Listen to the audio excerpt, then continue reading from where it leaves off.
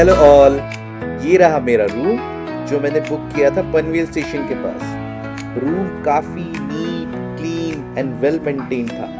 Room में था एक कबर्ड, टेलीविजन, रिक्वायर्ड फर्नीचर और एक कोजी सा बेड। आइए रूम का टूर लेते हैं मेरे कैमरा से।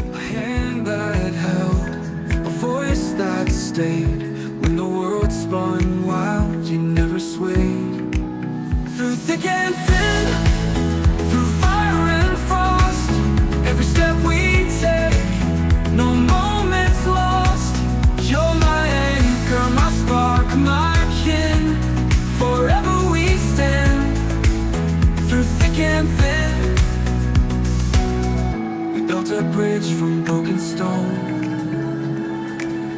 Laughed so hard we found our home. Your jokes, my tears, a perfect mess. A bond so strong, no need to guess. When the night falls loud, when it screams so cold, you're the story I tell, the hand I hold. आप लोग सोच रहे होंगे कि लड़का कर क्या रहा है। कभी होटल दिखा रहा है, कभी रूम दिखा रहा है, कभी स्टेशन दिखा रहा है।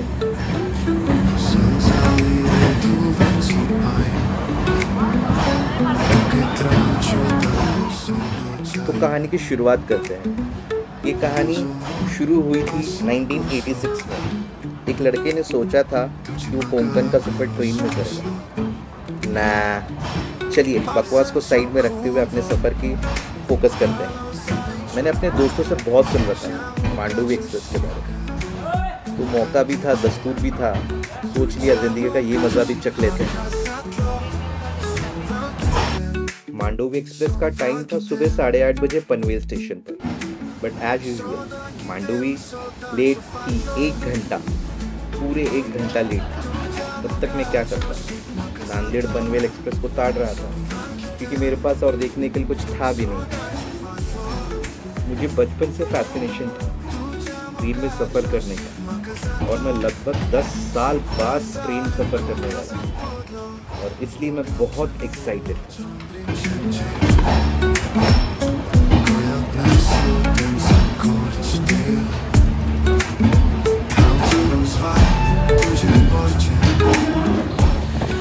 और आखिरकार मांडवी एक्सप्रेस आ ही गई, और अपने इस सफ़र पे मैंने अपनी कुर्सियों की पेटी बांध ली है।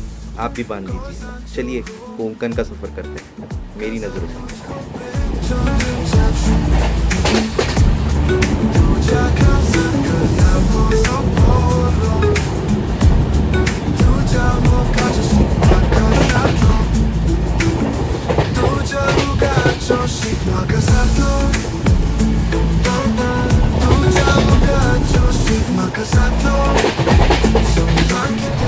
मैं कहूँ कोंकण किसी स्वर्ग से कम नहीं है, आप नहीं मानोगे। बस आगे आगे नज़ारे देखते रहिए, आप ये भी मान लोगे।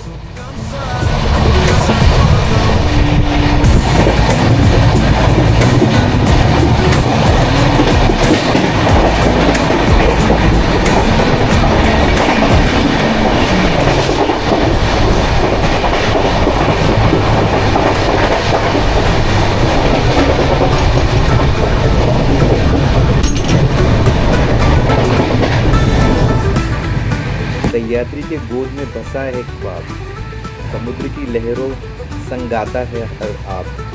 नारियल के पेड़, आम की मिठास, कोंकण की धरती है सौंदर्य का एहसास।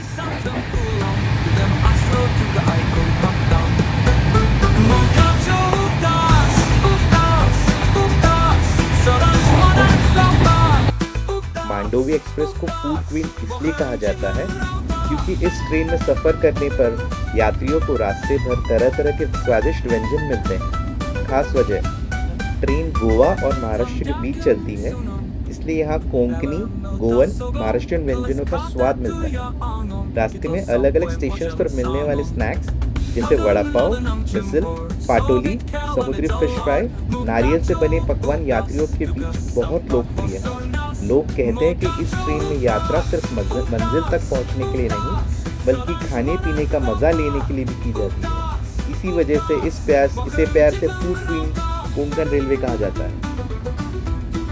कोंकण रेलवे को इंजीनियरिंग का एक अजूबा भी माना जाता है।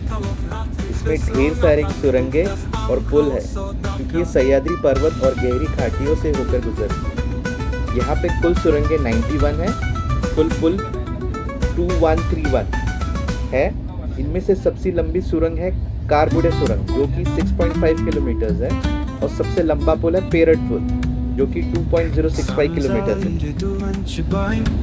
No che traccia dalla sua ghiacciaia, non so non sto costo, tu ci manca ancora scosto. अब आते हैं खाने पे, जिसलिए मैंने ये ट्रेन ट्रैवल चूज किया क्योंकि मुझे इसका खाना चखना था, टेस्ट करना था। जैसे कि मैंने तारीफें सुनी है, मुझे ये देखना था कि तारीफ के काबिल है या नहीं। इस ट्रेन के पैंट्री कार में आपको मिल जाएगा बेवरेजेस जैसे कि जूस, नारियल पानी, green tea, soya milk. Breakfast में आपको मिल जाएगा oat milk, cornflakes, egg white omelette, fruit yogurt, दलिया, उपमा। सूप्स भी मिल जाएंगे आपको, दोनों वेजिटेरियन नॉन वेजिटेरियन। स्नैक्स और लाइट बाइट्स में आपको मिल जाएंगे ग्रिल्ड सैंडविच, स्प्राउट चाट, उबली सब्जियां, शुगर फ्री मिठाइयाँ। आपको मील्स में वेज नॉन वेज दोनों डाइट्स मिल जाएंगे। और यहाँ पे सबसे ज़्यादा फेमस है प्याज उत्तपा, मेथी कबाब, चिकन लॉलीपॉप, बिरयानी दही के साथ और ताजे फ्रूट का सलाद। ये बहुत ही यमी ट्रेन ट्रैवल है। मुझे लगता है ये हर किसी को एक बार चखना चाहिए। चिपलून इस रूट का सबसे सुंदर स्टेशन। जैसे ही ट्रेन प्लेटफॉर्म पर पहुंची, वड़ा पाव की आवाज गूंजने लगी, हर तरफ गूंजने लगी। पूरे कोच में वड़ा पाव की महक आने लगी। और ये रहा मेरा दोपहर का मील, चिकन कढ़ाई और रोटी।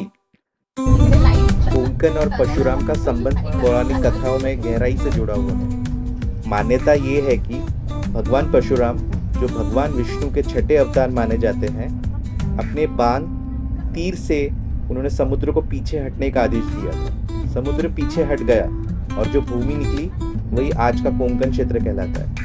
इसी कारण से कोंकण को परशुराम भूमि भी कहा जाता है। रत्नागिरी जिले में परशुराम मंदिर चिपलून बहुत प्रसिद्ध है, जहाँ लोग मानते हैं कि भगवान परशुराम आज भी वास करते हैं और कोंकण की रक्षा करते हैं।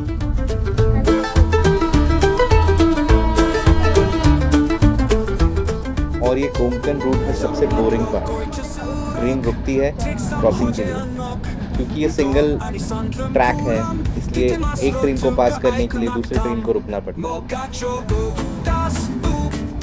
शाम हो चुकी थी और बारिश भी हो रही थी। पैंट्री कार वाले भेल और साबूदाना वड़ा लेके घूम रहे थे। मैंने कहा, नेकी और पूछ चलो पेट पूजा कर ली जाए थोड़ी। ट्रेन जैसी सावंतवाड़ी स्टेशन क्रॉस कर चुकी थी, वैसी पूरी बोगी खाली हो चुकी, पूरा सन्नाटा छाया हुआ। और आखिरकार हम पहुंच चुके थे अपनी मंजिल, मडगांव रेलवे स्टेशन। सफर राहों में मिलते हैं मंजिल के निशान, कभी धूप, कभी छाव, कभी बरसात की जान। हर मोड़ पे मिलती है एक नई कहानी। सफर ही सिखाता है जीने की रवानी। For more such content, please like my page, Gumakkad Gauti. Just keep turning worlds and minds. Adventure's calling, leave it all behind. Footsteps